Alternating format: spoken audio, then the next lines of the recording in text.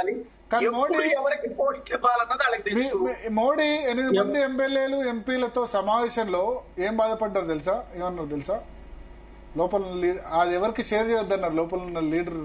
దాని కూడా ఏం బాధపడ్డారంటే 8 మంది ఎమ్మెల్యేలు ఉన్నప్పుడు, నా జీవితంలో 2 ఎలక్షన్స్ నేను దగ్గర దాకా వచ్చి ఓడిపోయాను. ఒకటి మధ్యప్రదేశ్, ఇప్పుడు కాదు 2000 అప్పుడు శివరాజ్ సింగ్ చౌహాన్, రెండోది తెలంగాణ. ఈ 2 మాత్రమే ఓడిపోయాను.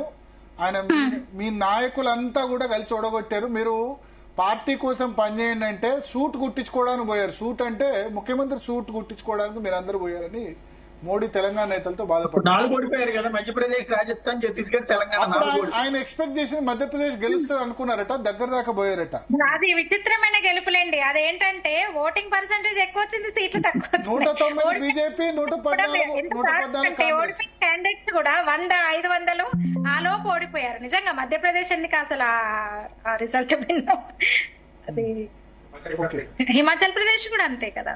అంటే ఒకటి సాయి గారు, ఇప్పుడు ఇది ఈ ఇష్యూ 1-2 రోజుల్లో పాసిఫై అయిపోతుందా మీ ఉద్దేశంలో? కార్యకర్తలు ఆల్రెడీ దాదాపు డౌన్ ఏంటంటే వాళ్ళ ట్రాప్ లో పడకుండా చాలు. బీఆర్ఎస్ వాళ్ళు, కాంగ్రెస్ వాళ్ళు ట్రాప్ వేస్తున్నారు వాళ్ళ సోషల్ మీడియా. ఆ ట్రాప్ లో పడకుండా మనలాంటి కష్టపడే నాయకుడు ఒకళ్ళు ఉన్నత స్థితికి వచ్చారు, అది మనం అండగా నిలబడితే గట్టిగా వెళ్తుంది అని అనుకుంటే నడుస్తుంది. లేదు మేము మా ఇష్టం వచ్చినట్టు నాయకుడితో మేము వ్యక్తి ప్రేమతో ఉంటాము అనుకుంటే గనక ఇక వాళ్ళ ఇష్టం.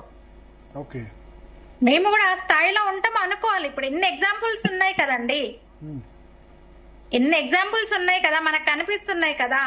ఏకంగా ప్రధానితో మనం గుర్తు తెచ్చుకుంటే ఎన్నో ఎగ్జాంపుల్స్ కనిపిస్తున్నాయి.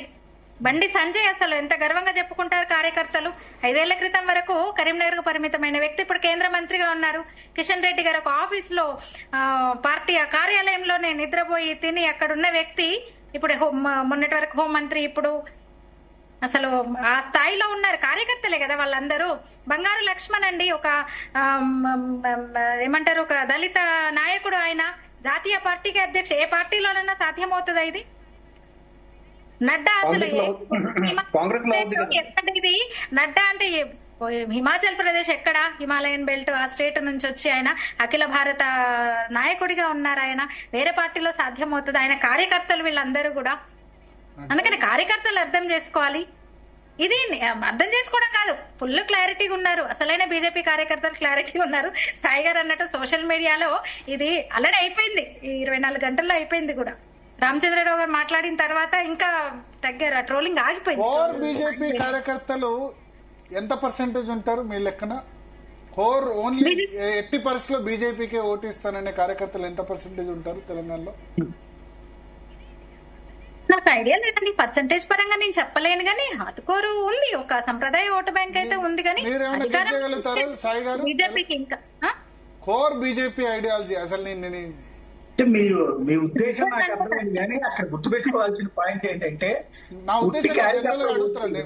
Vote వేసేటటువంటిది public. నీ సిద్ధాంతం నచ్చితే, నీ విధానం నచ్చితే వేస్తారు. క్రిందటిసారి ప్రభుత్వ వ్యతిరేక తీవ్రంగా ఉన్నప్పుడు దాన్ని భారతీయ జనతా పార్టీ సొంతం చేసుకునే టైంలో కాంగ్రెస్ పార్టీకి సంబంధించిన సోషల్ మీడియా చాలా టాక్టికల్ గా మెయింటైన్ చేశాడు రేవంత్ రెడ్డి.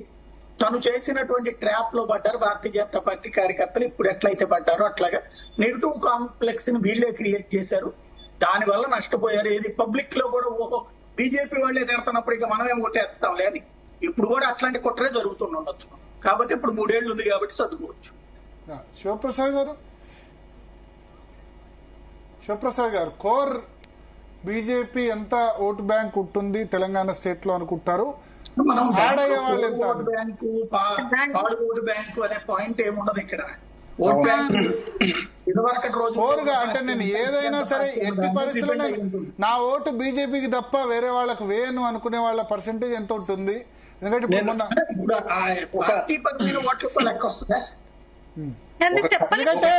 సాయి గారు ఇప్పుడు ఆంధ్రప్రదేశ్ లో